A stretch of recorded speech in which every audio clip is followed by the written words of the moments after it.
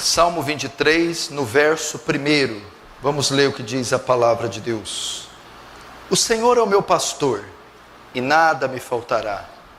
Ele me faz repousar em pastos verdejantes. Leva-me para junto das águas de descanso. Refrigera minha alma. Guia-me pelas veredas da justiça, por amor do seu nome. Ainda que eu ande pelo vale da sombra da morte, não temerei mal nenhum, porque tu estás comigo.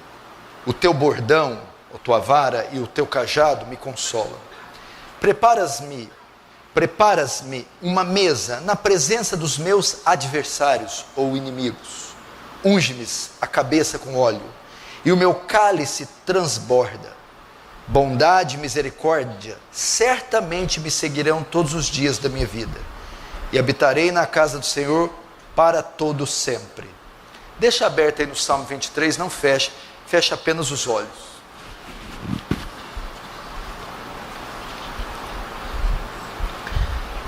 Pai Santo, diante do Senhor nos colocamos nessa noite de domingo, cônscios da nossa dependência, da nossa insignificância e da nossa urgente necessidade de graça. Ó Senhor, assiste o seu povo, atende o seu povo, Senhor. Estamos fartos de reuniões secas, áridas, frias, fartos de conhecimento inútil. Queremos manifestação do seu poder, Senhor, da sua graça, do seu amor. Há pessoas aqui necessitadas de uma visitação. Fala com elas, transforma suas vidas, consola a sua vida. Pai Santo, me humilho na tua presença e peço que despeje da sua graça em toda a extensão desse salão. Eleva mentes cativas em obediência à tua palavra, de modo que o teu reino avance, que o Senhor receba a glória para si e nos conformemos à imagem do seu Filho. Em nome de Jesus. Amém. Eu vou fazer a exposição do Salmo 23. Essa é, sem dúvida, a passagem mais conhecida das Escrituras. É o salmo mais popular das Escrituras, o Salmo 23. Sem sombra de dúvida, é a passagem mais lida, mais recitada, mais cantada e mais amada em todo o mundo. Quem já não ouviu o Salmo 23 sendo lido em funerais, em leitos de hospitais, em celebrações, consolando multidões, milhões, bilhões de pessoas ao redor do mundo? Pois o Salmo 23 é o salmo ou o escrito bíblico mais popular do mundo. A tradição dá a autoria do Salmo 23 a Davi. 73 salmos, pelo menos, são atribuídos a Davi, ao rei Davi. Dentre eles está o mais belo de todos, o Salmo 23. A data que foi escrito o salmo e o pano de fundo são incertos, pois não há material, não há detalhes no salmo ou na história que apontem para quando foi escrito, a data ou o pano de fundo em que foi escrito. Muitos dizem que Davi o escreveu já na sua velhice, depois de ter sido um pastor, um guerreiro e o grande rei de Israel. A posição que o Salmo 23 ocupa, ela é muito interessante e muito importante. O Salmo 23 faz parte de uma trilogia sobre Cristo. Nós temos o Salmo 22, é um salmo que fala da redenção, mostra o Messias sofredor, que nos redime mediante a cruz. O Salmo 23 mostra os benefícios que os redimidos recebem, aqueles que entram na aliança. E o Salmo 24 mostra Cristo vitorioso reinando. Essa é a trilogia. O Salmo 22 nós temos Cristo como nosso Redentor. No Salmo 23 temos Cristo como nosso pastor. E no Salmo 24 temos Cristo como nosso Rei. O que acontece? No 22, depois de Cristo ter morrido na cruz, depois de termos aquela profecia sobre a vinda do Messias, ele sendo rejeitado pelo Pai, sofrendo a ira de Deus, morrido na cruz, ali o Salmo 2 mostra a redenção, ele nos compra por um alto preço. Então, depois de ter feito isso no 22, e constituído um povo para si, agora, o Salmo 23, ele vai conduzir este povo até a eternidade, e vai prover para aquele povo tudo aquilo que for necessário. Então no 22 ele redime e toma para si um povo.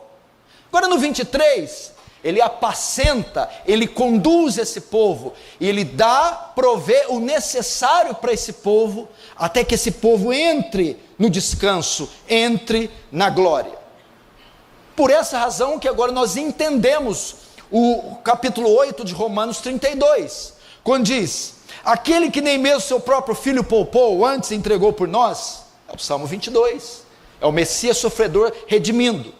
Como não nos dará com ele, juntamente com ele, todas as coisas? Agora é o 23. Uma vez que ele nos comprou, nos redimiu, agora ele vai trazer a provisão necessária para nos manter aqui nessa terra, até que aquele último dia chegue. Para isso, Davi usa a metáfora de um pastor para mostrar a provisão de Deus, o cuidado que Deus tem com o seu povo. Davi usa a metáfora de um pastor, como um pastor que foi, se você se lembrar, Davi é chamado grande pastor de Israel. Quando Samuel foi ungir os seus filhos, foi escolher um dos seus filhos para ser ungido rei, Davi estava apacentando as ovelhas do seu pai. Davi também conta, quando está diante de Saul, que muitas vezes um leão e um urso ia atacar o rebanho, e ele defendia o rebanho. Davi era um pastor, e ele vai usar a figura de um pastor, e o seu cuidado com as ovelhas. O Salmo mostra que nós temos um pastor que cuida de nós, e é isso que eu quero ensinar essa noite, o cuidado que Deus tem para com o seu povo. Não se engane, meu irmão, nós não estamos lançados aqui no tempo e no vento, não estamos lançados aqui à nossa própria sorte. Somos um povo, somos um reino, e nós temos um rei. Somos ovelhas, e nós temos um pastor. Tem alguém que cuida de nós, que vela por nós, que conhece nossas dores e nossas necessidades. E essa noite eu quero apresentar os nuances, os desdobramentos deste cuidado bondoso, benigno, que Deus tem para conosco. Talvez você entrou aqui, você que vai me assistir, passa por inúmeras dificuldades, depressões, vales, tribulações, incógnitas e conflitos internos que a maioria desconhece.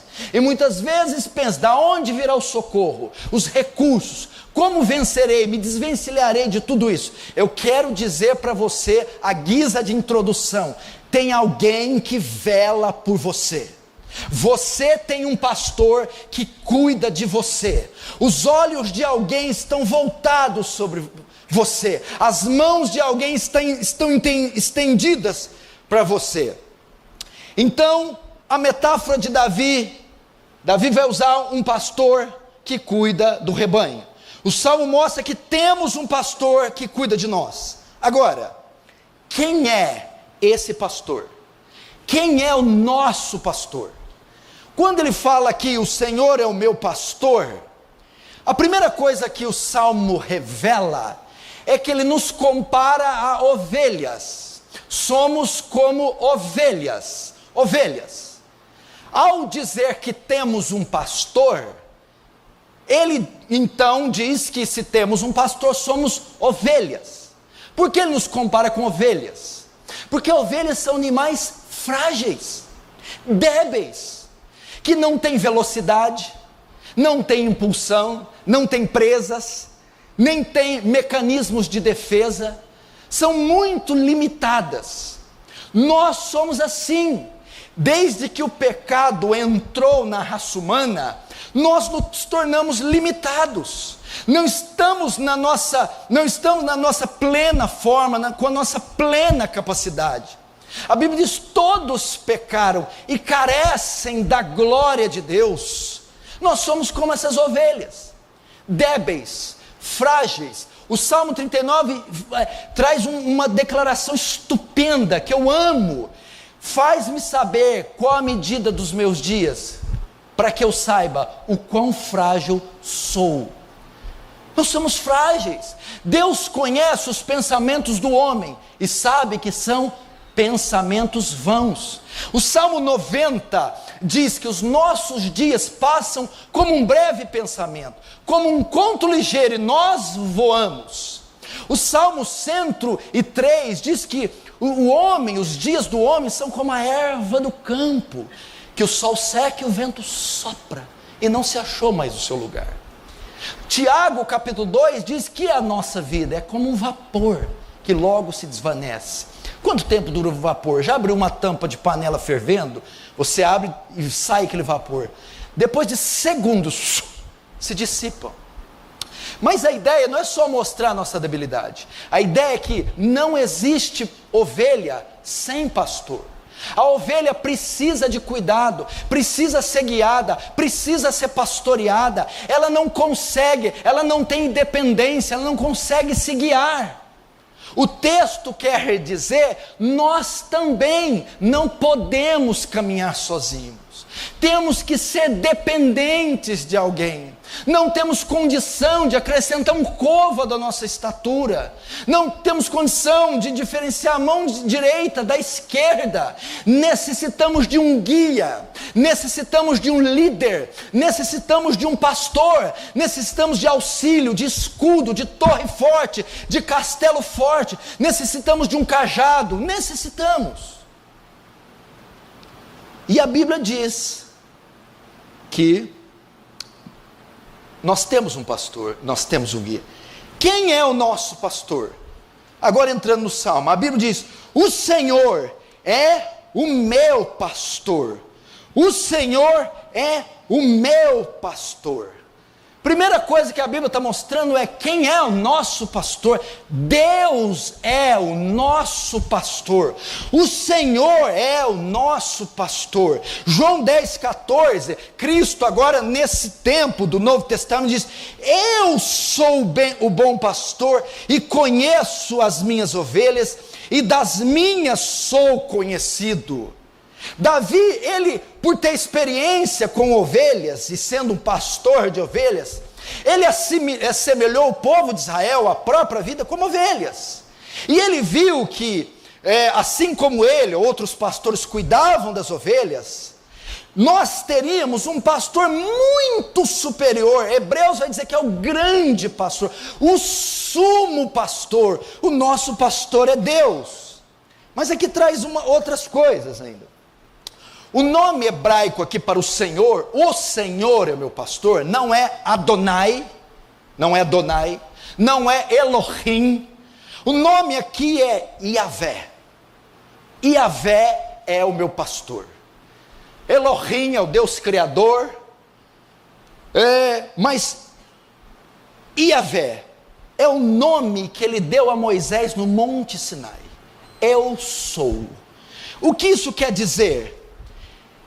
Significa que é o Deus da aliança. Quando ele fala eu sou te mandou, Yahvé te mandou, ele não só revela o nome santo, a glória, a santidade dele a Moisés, como ele faz um pacto com Moisés. É o Deus da aliança. Mas o que isso quer dizer? Quando ele vai criar os céus e a terra, no capítulo 1, o termo para Deus aí é Elohim. Quando ele vai ter com o homem no Éden, com Adão, o termo ali é Yahvé, o Deus da aliança. O que significa? Fala de um Deus pessoal, O Deus criador Elohim, que fez todo o cosmos com poder. O Deus que tinha um pacto com Adão. O Deus que fez uma aliança com Moisés. O Deus que tratava face a face com Moisés no Sinai. E o Deus que andava com Adão no Éden. É esse Deus Yahvé. É um Deus pessoal. É um Deus que está próximo. O que isso quer dizer? Que quem é o nosso pastor é um Deus presente, um Deus pessoal, um Deus que se relaciona conosco, um Deus que está próximo, um Deus que nos conhece. Por essa razão ele vai dizer: o Senhor é o meu pastor. Ele não diz o Senhor é o nosso pastor, ele usa o pronome possessivo: o Senhor é o meu pastor. O que ele está querendo dizer? Deus nos conhece pessoalmente.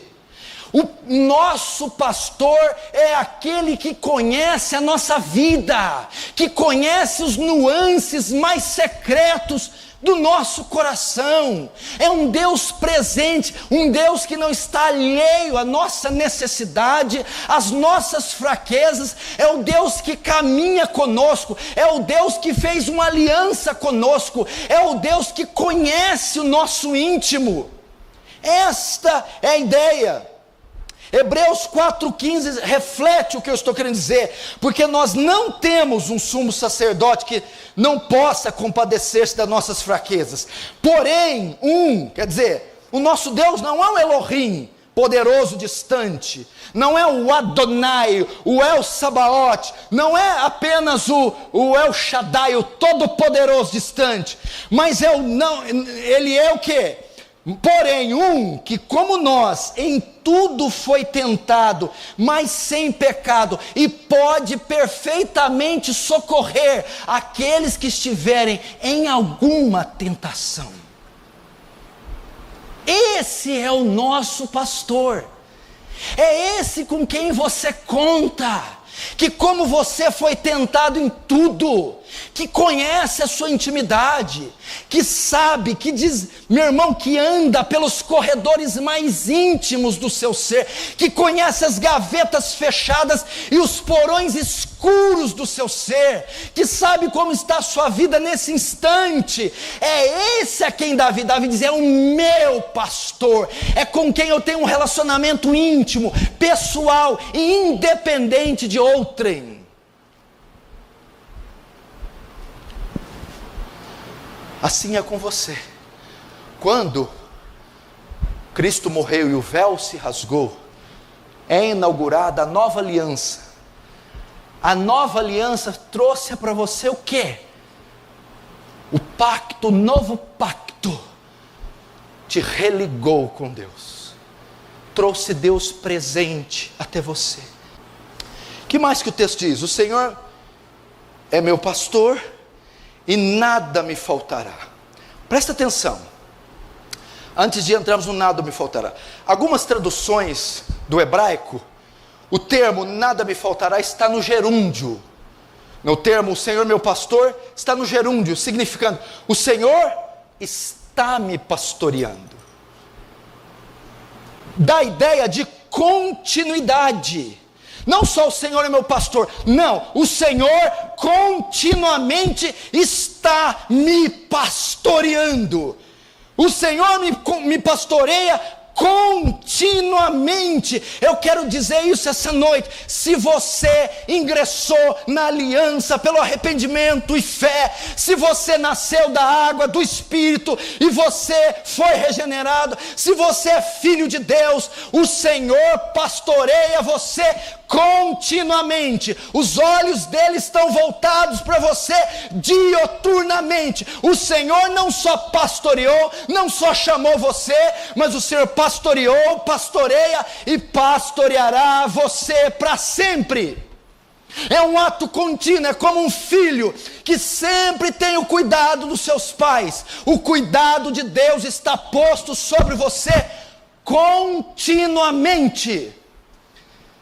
E por essa razão, em função do Senhor nos pastorear continuamente, nada me faltará. Agora, uma vez que eu tenho este Senhor que me redimiu, que me comprou, que tomou para si a minha tutela, a guarda, a minha filiação, agora entra em cena a provisão do pastor. Eu sou dele e ele é meu. Ele me comprou e me fez seu súdito, povo dele. Por essa razão, o Deus que chama, o Deus que redime, o Deus que salva, o Deus que separa, é o Deus que cuida, é o Deus que provê. Nada me faltará. O que significa? Muitas pessoas, principalmente do movimento carismático, usam esse texto, Senhor meu pastor, nada me faltará, dando a ideia, eu vou ter tudo que eu quero. Nada me faltará. Não faltará uma Mercedes, não faltará um jato, não faltará um botox, não faltará uma lipoaspiração, não faltará... Não é isso. O hebraico quer dizer, de nada terei falta. O Senhor é meu pastor e de nada terei falta, ainda que eu não tenha tudo. Em vez de colocar, nada me faltará, de nada terei falta. Ou seja, o Senhor é meu pastor e eu terei o suficiente para me manter. Eu terei o necessário para me manter. Eu estou contente com o que Ele tem me dado. Esta é a ideia. Deus é aquele que tem garantido a provisão para a minha vida. É isso. O Senhor é meu pastor e nada me faltará. Deus é aquele quem garante a minha provisão continuamente. De nada terei falta, mesmo que não tenha tudo. O que ele está dizendo, meu irmão, é que para essa condução pelos pastos verdejantes, em meio aos desertos áridos da Palestina, tudo que for necessário para a viagem, para a peregrinação das ovelhas, o pastor providenciará na nossa caminhada cristã. Eu não sei quando a sua se iniciou, não sei quando ela vai terminar, se com a sua morte, se com a vinda dele, não sei quando você entrará na eternidade, mas o texto é: tudo que for necessário para você completar a sua carreira, Deus vai prover. Tudo que for necessário para atravessar os desertos, vales da sombra da morte, tudo que for necessário para você chegar naquele último dia diante do trono dele, Ele vai conceder a você. Você ouve um amém? Amém. É isso que está dizendo. O Senhor é seu pastor, você fez um pacto com Ele, você faz parte do rebanho dEle, faço. Então, você pode descansar, com respeito à sua provisão, assim como o pastor do Oriente, como Davi era, como José era, e tinha um rebanho aos seus cuidados, e ele, pastor do Oriente, zeloso com o rebanho, cuidadoso, tudo que o rebanho precisa, a tosa, o azeite para a ferida, a faixa para a pata quebrada, carregava no colo quando era possível, tirava os carrapichos, toda a provisão, verdes pastos, águas tranquilas, tudo que era necessário para as ovelhas, o pastor do Oriente traz. Assim também conosco, Deus é zeloso com seu rebanho, Deus é zeloso com seu povo, Deus cuida detalhadamente do seu povo. Conte com Deus, conte com a sua provisão. O que é que te está faltando? Quais são suas necessidades? O que angustia sua alma? Conte com a provisão de Deus, conte com o zelo de Deus. Deus vai cuidar de você. Senhor é meu pastor. Pelo fato do Senhor Yahvé ser o meu pastor, pelo fato de o Senhor estar continuamente me pastoreando, de nada eu terei falta. Conte com a provisão de Deus. Eu vou ler um dos textos que mais revelam a provisão de Deus. Veja que coisa linda o cuidado de Deus. Salmo 145, versos 14 a 20. Olha só, escute. Os olhos de Deus estão voltados para ti, e Ele lhes dará o alimento no devido tempo. Abres a tua mão e satisfaz os desejos de todos os seres vivos. O Senhor é justo em todos os seus caminhos e é bondoso em tudo que faz. O Senhor está perto de todos que invocam, com sinceridade. Realiza os desejos daqueles que o temem. Ouve-os gritar por socorro e os salva.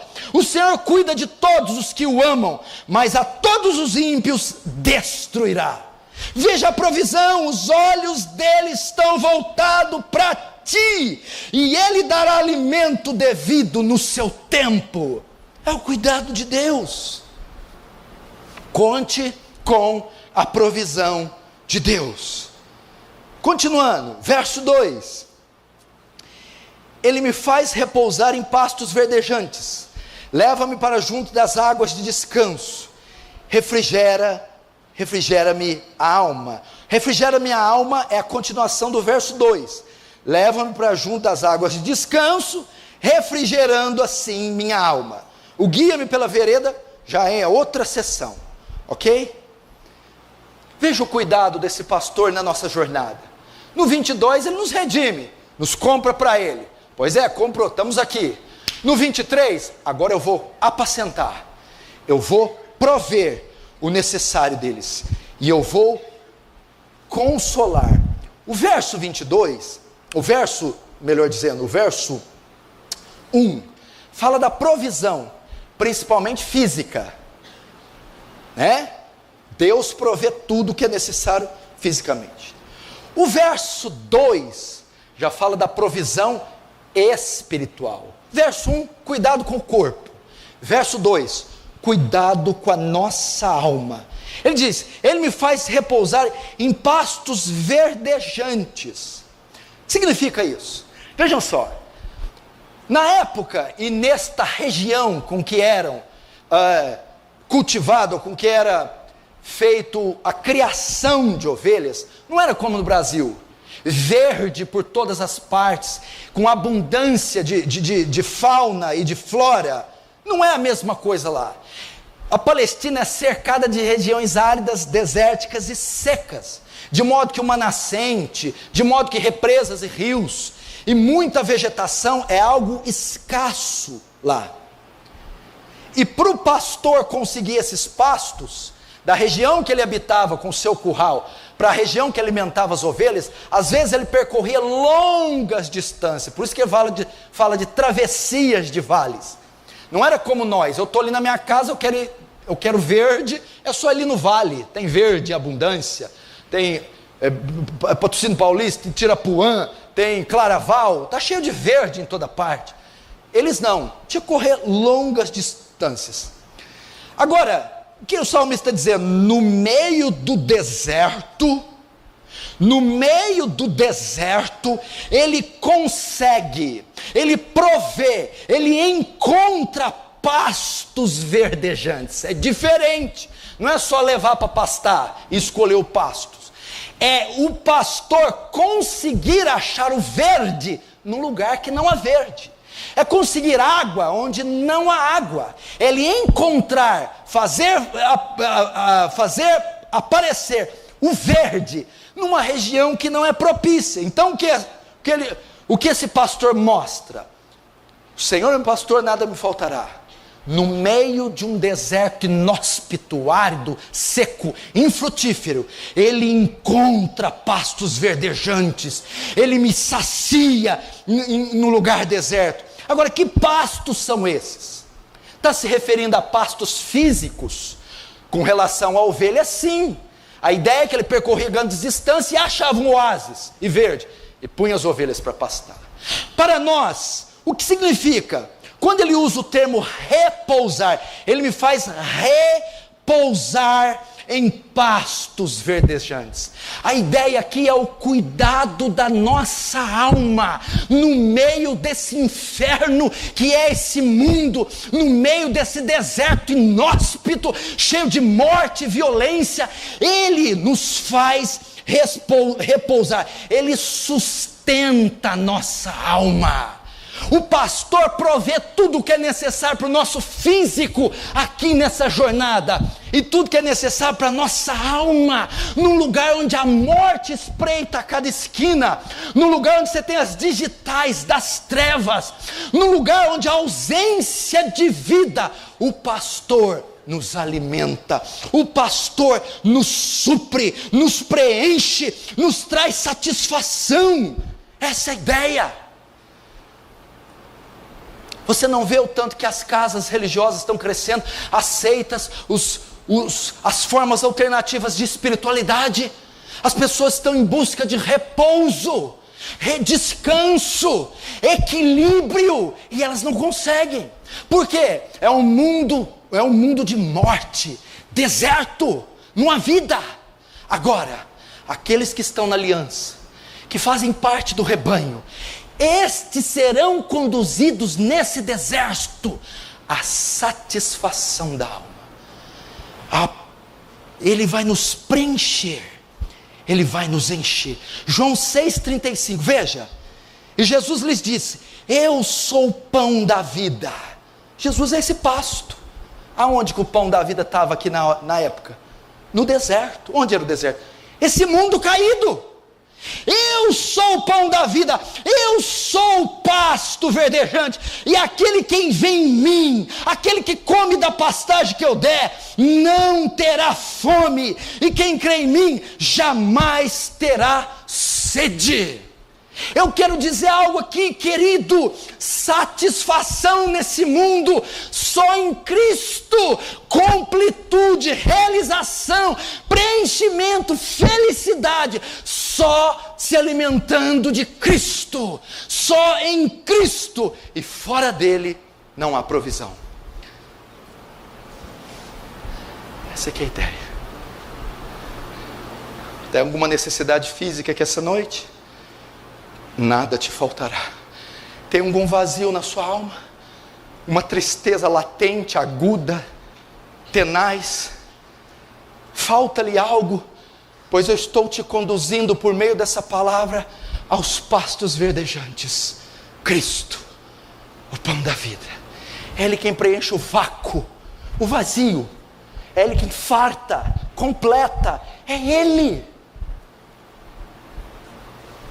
Que mais? Leva-me para junto das águas de descanso.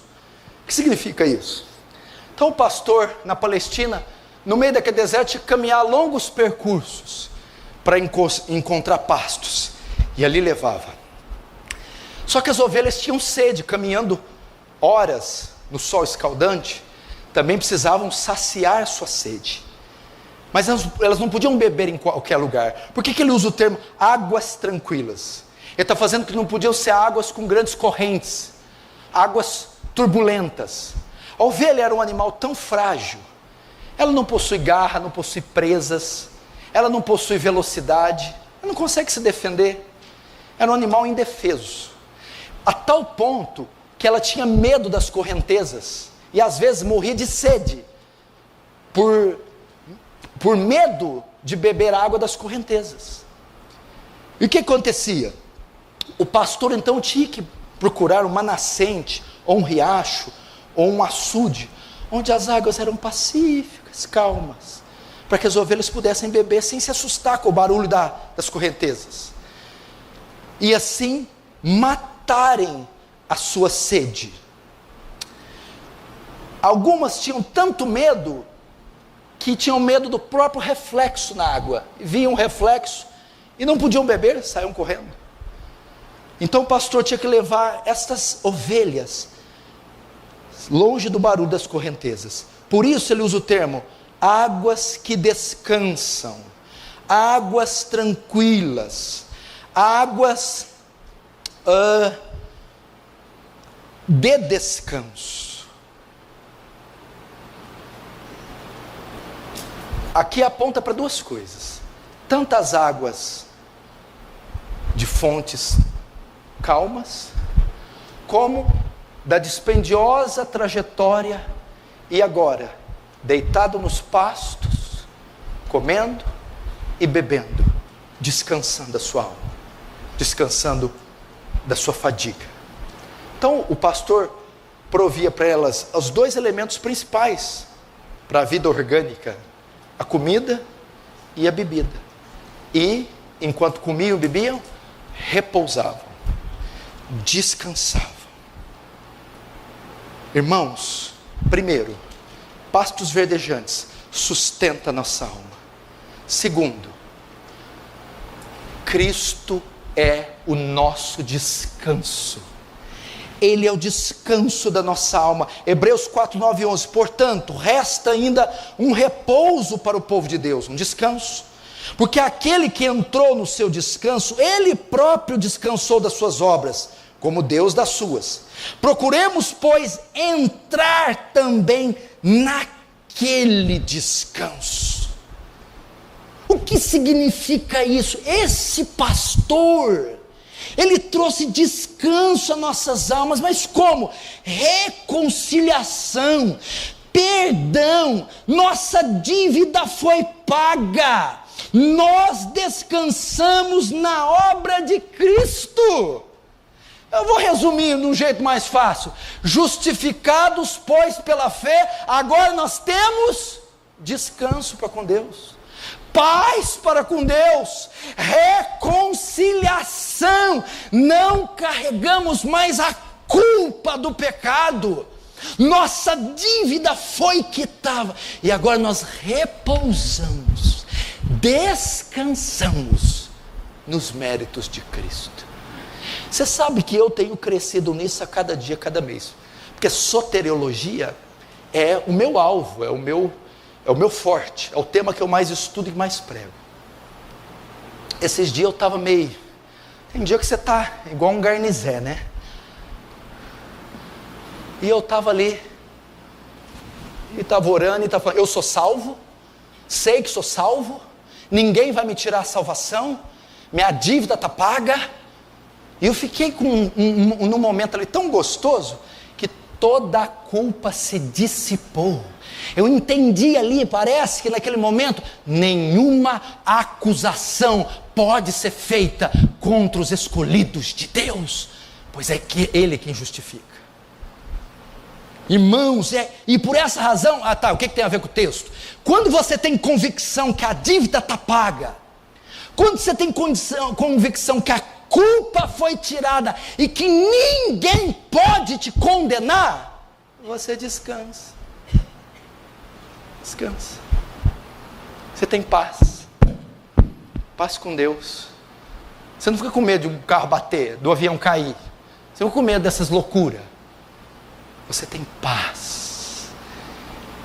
E veja só, para completar, Ele me faz repousar em pastos verdejantes, leva-me para as águas de descanso, e que mais?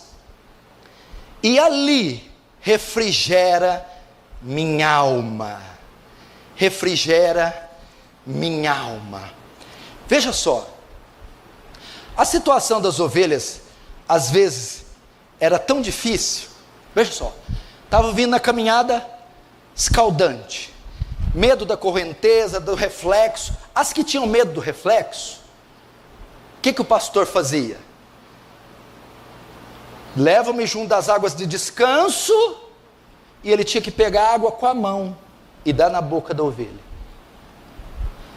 Leva para as águas de descanso e refrigera a minha alma. Dá ela de beber, refrigera, joga um pouco em cima, refrigera. O pastor fazia isso.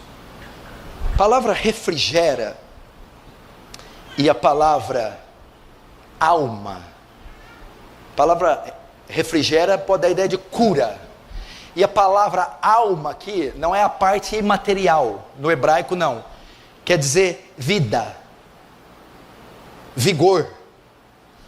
Refrigera minha alma dá a ideia de renovo espiritual, alento, consolo em meio às tribulações.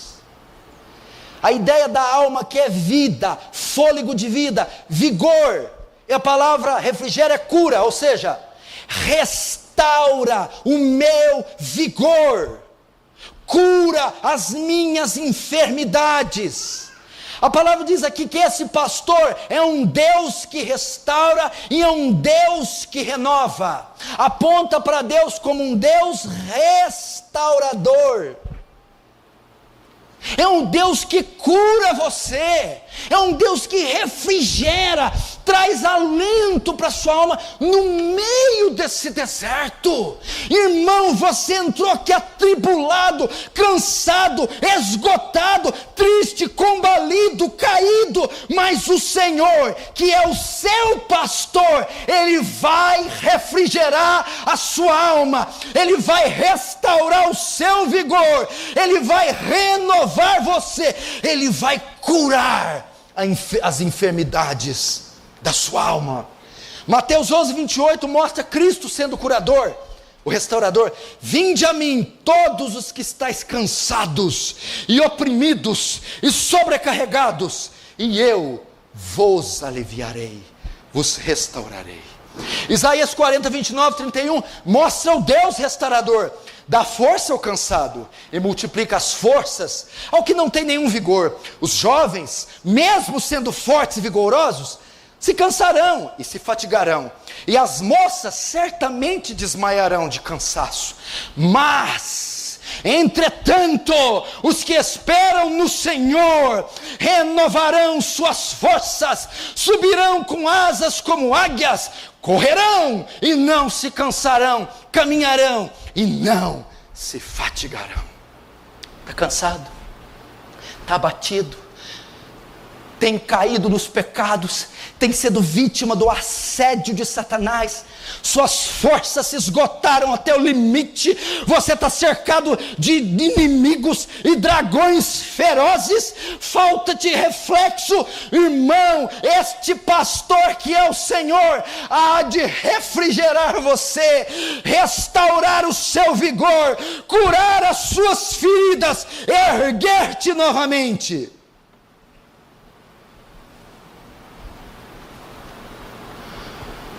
É assim que Ele faz conosco. Quem não está assim aqui hoje, fraco, abatido, é como se o radiador tivesse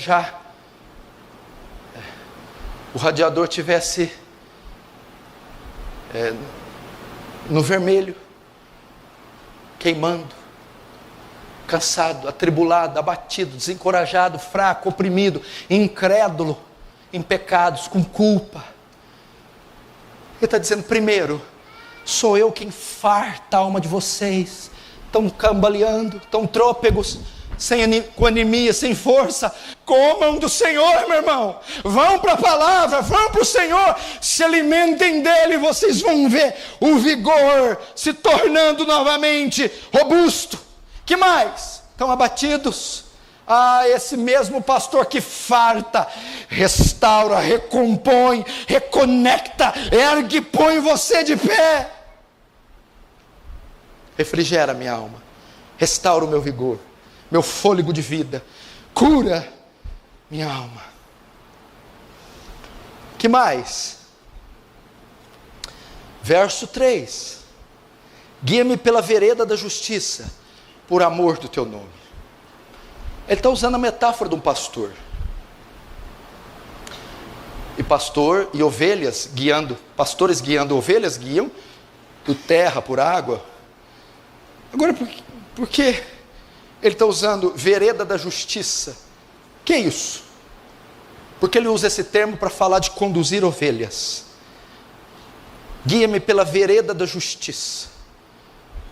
Ele está querendo dizer aqui: guia-me por caminhos retos, por caminhos planos, por caminhos seguros. Ele usa esse termo porque ovelhas são animais que facilmente se dispersam, assim igual você, facilmente se dispersa, facilmente perde o foco, o alvo, facilmente sai do caminho. São animais muito frágeis, que se perdem, que saem do caminho, caem em buracos, precipitam-se em abismos, e às vezes se intrometem em caminhos de animais perigosos, são picados por uma cobra ou devorados por leões. E a ideia aqui é que o pastor, sabendo da fragilidade, debilidade, da incapacidade de discernimento da ovelha, da fragilidade do seu discernimento espiritual, da dificuldade de se manter reta, o pastor conduz num caminho que ela pode trafegar, num caminho que ela não vai se perder, num caminho que ela pode andar, num caminho reto, num caminho seguro. Para nós, a oração do salmista é trazendo para nossa alma, esse é um pastor que nos conduz a ponto de nós orarmos: Senhor, guarda-me de me desviar, livra-me dos caminhos tortos, livra-me dos caminhos de pecado. A ideia é que o Senhor vai nos conduzir em caminhos de retidão, que o Senhor vai nos conduzir em nossas decisões, de maneira que não tomemos decisões tortas, decisões precipitadas, decisões que comprometam nossa carreira. Ele vai nos guiar. Aquele que nos redimiu, que nos comprou, tem agora em mãos a nossa posse. E Ele vai nos guiar em retidão. Irmão, você confiou sua vida a Ele, você entregou sua vida incondicionalmente a Jesus, Ele vai conduzir você retamente. Confie nele. Isso é vereda da justiça. O Senhor vai te conduzir no caminho da verdade. O Senhor vai te conduzir na vereda do Evangelho. O Senhor vai te livrar das heresias, vai te livrar o Senhor vai te livrar das seitas. É a ideia de combati o bom combate, acabei a carreira e guardei a fé, me guardei na vereda da justiça, me guardei em retidão. O que Paulo está dizendo: não me desviei nem para a esquerda, nem para a direita. Fui fiel à visão celestial, fui fiel à sã doutrina, fui fiel à retitude que Deus colocou em mim. Cristo, meu irmão, ele vai até mais longe aqui. Ele fala da segurança eterna dos santos. Deus não vai deixar você tropeçar. A ideia é que Deus vai assegurar que você inicie a caminhada, que você chegue até lá. Judas 1, 24, 25. Ora, aquele que é poderoso para vos guardar de cair e apresentar-vos irrepreensíveis com alegria perante sua glória, ao único Deus sábio Salvador nosso, seja a glória e majestade, domínio e poder, agora e para todo sempre. Amém. Sabe o que está querendo dizer aqui? Querido, você só se mantém de pé por causa do Senhor. Você, meu irmão, não fica de pé pelo seu próprio esforço. Não é você quem te sustenta, não é você que garante a chegada na reta final. É o Senhor quem te ergueu, é o Senhor quem te sustenta, e é o Senhor quem impede você de cair. Você não tem essa força. A ideia que está dizendo aqui: Senhor, guarda de me cair, Senhor, mantém-me de pé, Senhor, não me deixa desviar-me, Senhor, não me deixe nem para a esquerda nem para a direita, guia-me retamente, guia-me na verdade, não permita que eu me distorça, que eu fique cego, que eu caia. Pedro, quando foi dizer: nem que todos te neguem, eu não te nego. Jesus pôs a mão aqui, devia ter um púlpito lá, fez assim com a perna, e olhou para assim: really? Sério? Você não vai me negar? Tem algum galo aí? Tem. Antes que ele cante, você vai me negar 3 vezes, porque você está confiando na sua força para se manter de pé, e não é a sua força quem te mantém de pé, é a graça de Deus. E aquele que é poderoso para vos guardar de cair, é Deus quem me impede de cair, é Deus quem me mantém de pé, é a graça de Deus que me mantém de pé, e é a graça de Deus que vai me conduzir neste caminho reto. Você confiou sua vida a Ele? Ele vai te conduzir. E por que Ele faz isso? Agora você vai falar para mim assim: qual é a garantia que eu não vou cair? Qual é a garantia que eu vou continuar nesse caminho reto? Que eu já vi muita gente fazer igual o leão da montanha, saída pela direita. Qual é a garantia? O seu pacto, a sua aliança, por amor do seu nome. Veja lá então, no verso 3. Guie-me pela vereda da justiça, por amor do seu nome. Meu irmão, não é por vossa causa, ó Israel, que eu tenho feito isso, mas é por causa do meu nome. Muitos se gabam de estar onde estão por causa do mérito, se gabam de ser o que são por causa dos esforços, dos talentos. Mentira, bobagem. Você só tem o que tem, só está onde está, só foi feito o que foi feito por amor dele, é para a honra dele, para a glória dele. É por meu nome, por amor ao meu nome que eu te conduzo, por amor ao meu nome que eu te sustento. Mas isso aponta para outra coisa. Primeiro aponta para a soberania, supremacia, autossuficiência, glória de Deus. Tudo que Deus faz é para louvor da sua glória. Mas isso aponta para outra coisa. Por amor do meu nome significa o quê? Eu vos conduzirei por causa da aliança que eu fiz com vocês, por causa do pacto que eu tenho com vocês.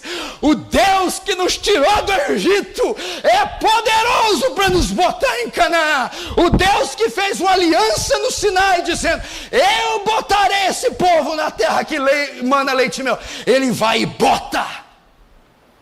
É a aliança que ele tem. Então essa é a certeza que nós entraremos, que nós atravessaremos, que nós nos manteremos de pé e que Ele vai nos conduzir pela vereda da justiça. A fidelidade que Ele tem ao seu pacto, à sua aliança. Aqui se prega pouco disso, eu vou fazer uma série sobre pactos, as alianças de Deus.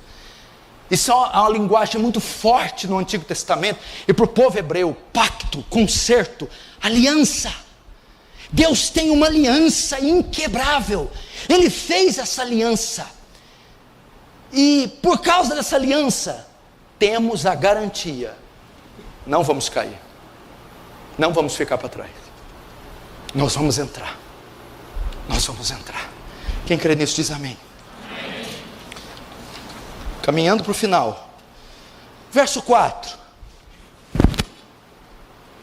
Agora, a trajetória da ovelha passa pela sua primeira intempérie, pelo seu primeiro percalço. Verso 4.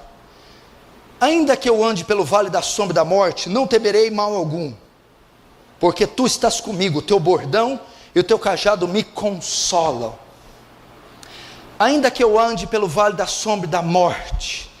Veja só, Israel, a Palestina, tem um relevo cheio de variações. Não é muitas vezes como os nossos planaltos aqui. Aquela região no Oriente, o seu relevo é cheio de variações. E é um contraste de precipícios, vales, montanhas, ladeiras. Você tem altitude, você tem o nível do mar, uma discrepância muito grande aqui do Ocidente, que fazem daquele lugar que o pastor conduzia as ovelhas, um trajeto muito perigoso. Então, ou seja, tanto na ida, mas principalmente na volta, quando o pastor acabava de dar água para as ovelhas, isso no Oriente Médio, e as pastagens verdes, ele teria que voltar e passar por esses relevos, onde ele encontravam trajetos perigosos que colocavam em risco a vida das ovelhas. O termo aqui, ainda que eu ande pelo vale da sombra da morte, não traduz muito o que o hebraico quer dizer. Ainda que eu ande pelo vale da sombra da morte, fala, eu posso andar e não posso andar. Mas caso um dia eu venha andar, muita gente pensa assim, não. O hebraico traz a ideia assim, e quando eu andar, ou seja, está dizendo, a ovelha vai passar pelos precipícios, depressões, vales rochosos, escuros, ela vai passar lá. Então a ideia do hebraico não é talvez você passa, talvez não, irmã. Todos irão passar. A ideia, ainda que eu andasse pelo vale da sombra da morte, não é.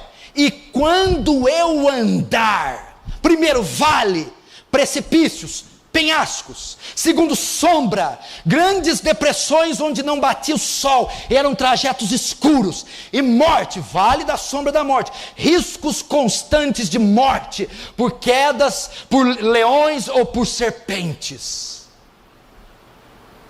Ainda que eu andar, mesmo que eu andar, primeira coisa que eu aprendo aqui, garoto e garota, condicione a sua mente a passar tribulação. Sabe por que você muitas vezes é essa marmota?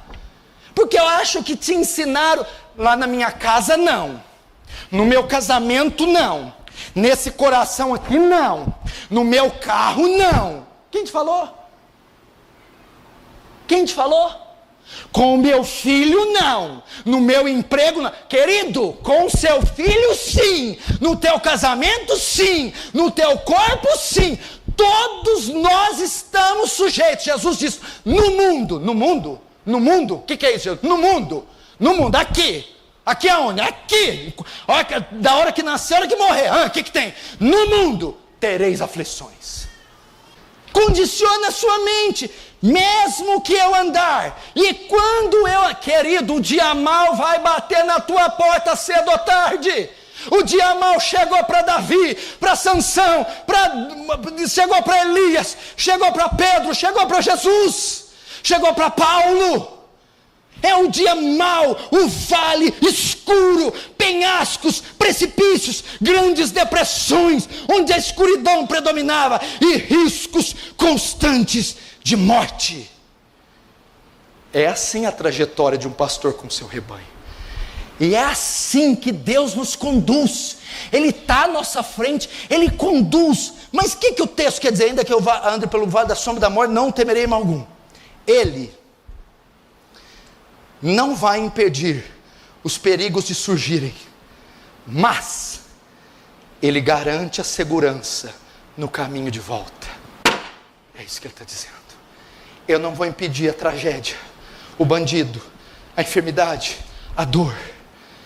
Eu não vou impedir, mas eu garanto a segurança, o livramento, a provisão, o cuidado. Por isso Ele vai dizer, não temerei perigo nenhum, não temerei mal, ainda que eu ande pelo vale da sombra da morte, mesmo que eu atravessar isso, quando esse dia chegar, eu não temerei mal algum. Agora, por que mesmo em um lugar tão perigoso, ele não temerá? Mesmo passando por precipícios, penhascos, encontrando leões, grandes depressões onde a escuridão reinava, e até com risco de morte, mesmo assim, ele não temerá mal algum. Porque nós, mesmo cercados, igreja, de tanta escuridão, de tanta maldade, de tanto ódio, de tantas intempéries, nós não temos que temer. Porque você, hein? Porque mesmo com o demônio babando no seu pescoço, mesmo com esses exames, mesmo com tudo perdido, tudo contrário, mesmo você afundando em tanta dificuldade, porque ainda assim você não deve temer. Por quê? A resposta está aqui. Não temerei mal algum, verso 4. Porque tu estás comigo. Só isso. Só isso. Quem nessa terra pode dizer isso? Quem pode dizer? Os muçulmanos não podem dizer isso. Os ateus não podem dizer isso. Os bruxos, os ímpios, multidões e multidões não podem. Mas eu e você podemos estufar o peito e dizer: tu estás comigo. Vai vir a tempestade, os barcos vai a pique e toda aquela turbulência, mas tu estás no barco, tu estás lá junto comigo. Tu estás comigo. É o Salmo 84, 5, 7. Olha só: bem-aventurado o homem cuja força está em ti, e em cujo coração estão os caminhos aplanados, que passando pelo vale árido, faz dele uma fonte, uma fonte, a chuva também enche os tanques, vão indo de força em força, cada um deles em Sião aparece perante Deus. Deus está com você, meu irmão. Deus está aí, meu irmão. Deus bateu, Deus tomou sua mão, desceu na fornalha e caminha com você dentro do fogo. Isaías 43, 2, 3. Quando passares pelas águas, não diz que não vai passar. Quando passares, tudo bem, vai passar, mas eu estarei contigo. Quando passar pelos rios, os rios, meu irmão, vão ser caudalosos da sua vida, mas eles não te submergirão. Quando passares pelo fogo, nem do fogo ele vai te poupar. Todavia, não te queimarás, nem a chama arderá em ti, porque eu sou o Senhor teu Deus, o Santo de Israel, o teu Salvador. Dei o Egito por teu resgate, e a Etiópia e a Seba em teu lugar.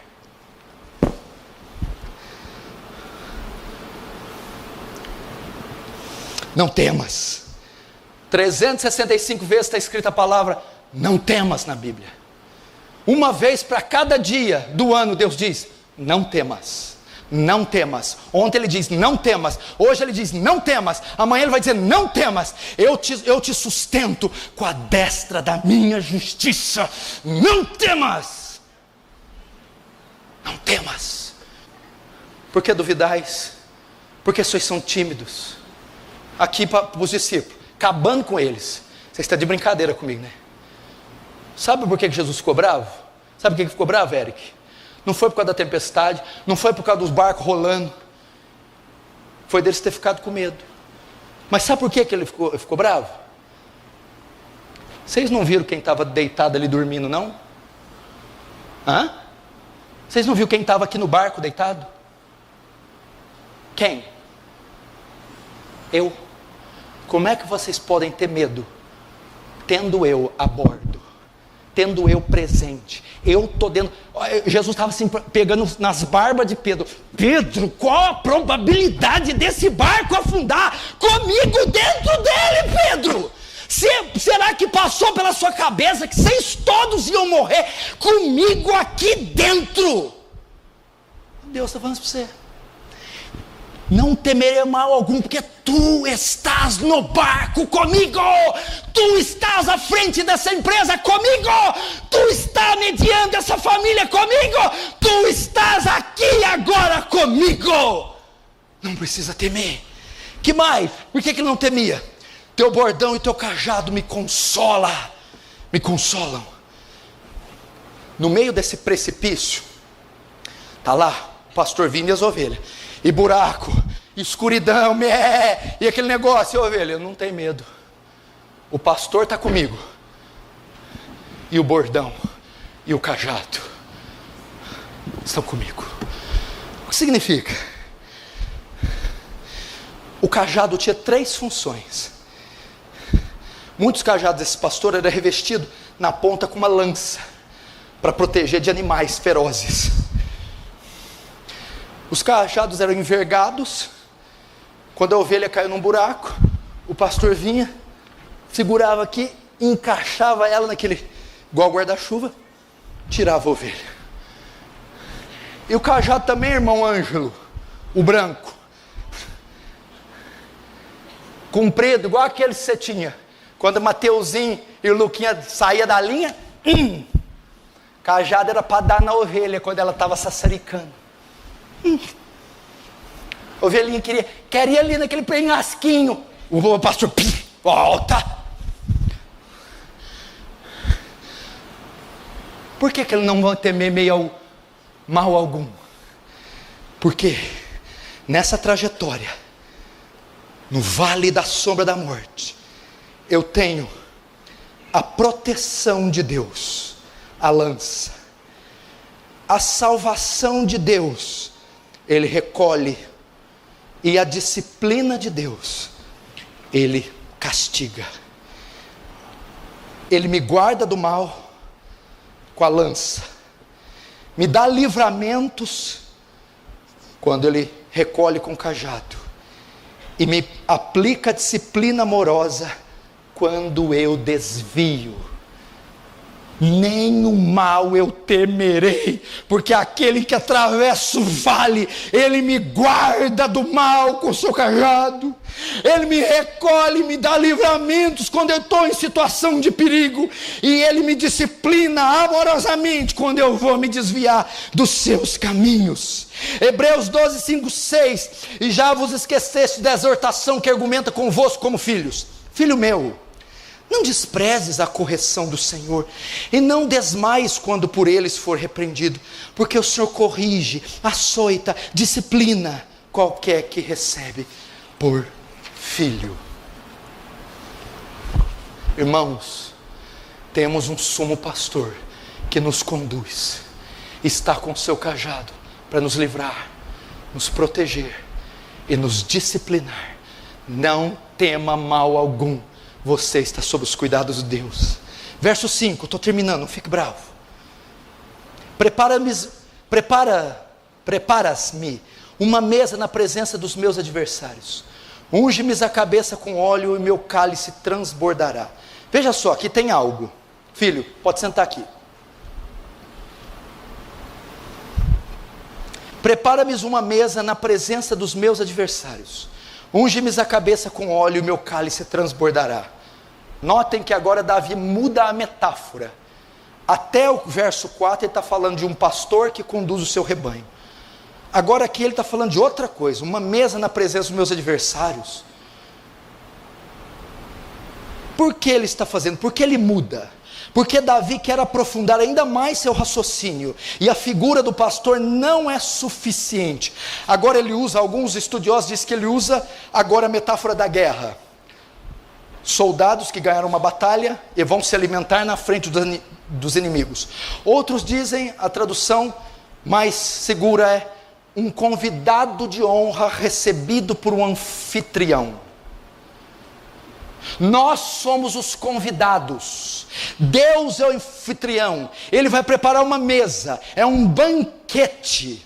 A ideia é que aquele anfitrião que estava sendo perseguido ou pelo Estado ou pelos seus inimigos, agora é recebido por um homem rico, e esses inimigos estão à porta e não podem entrar nas propriedades do homem rico.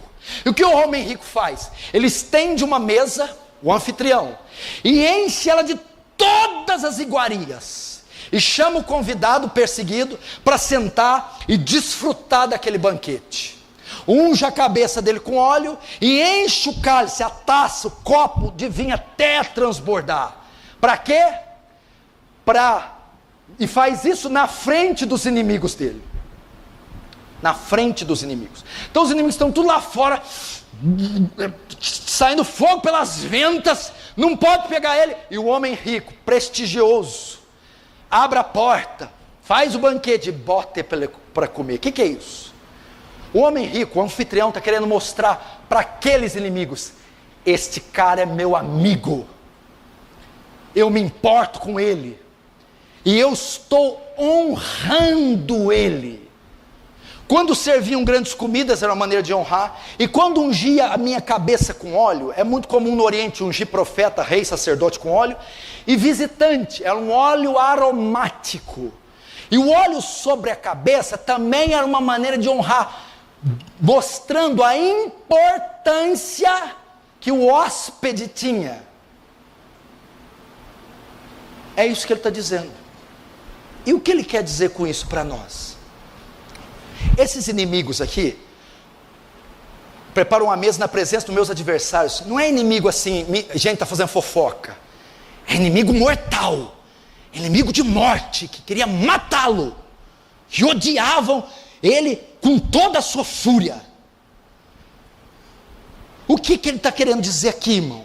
Deus, nessa trajetória, o que ele faz?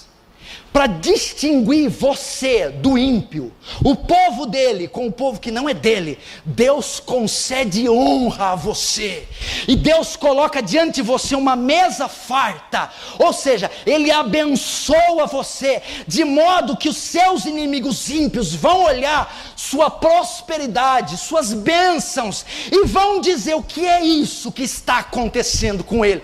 Deus assim está testificando o povo que é dele, e o povo que não não é dele, e ele está te honrando na frente dos ímpios, está fazendo com que você se destaque diante dos ímpios, está dando adendos, patentes, está condecorando você, para que nós venhamos nos distinguir dos ímpios. Ele recebia um convidado especial e ungia a cabeça com óleo junto da mesa, tratando o convidado com honra.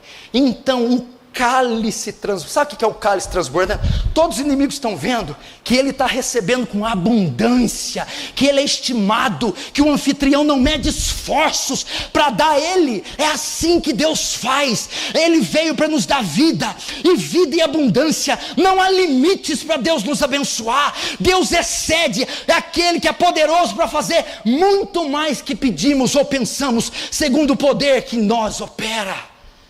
Eu vou resumir o que ele está querendo dizer aqui, que esse versículo. O Senhor nessa trajetória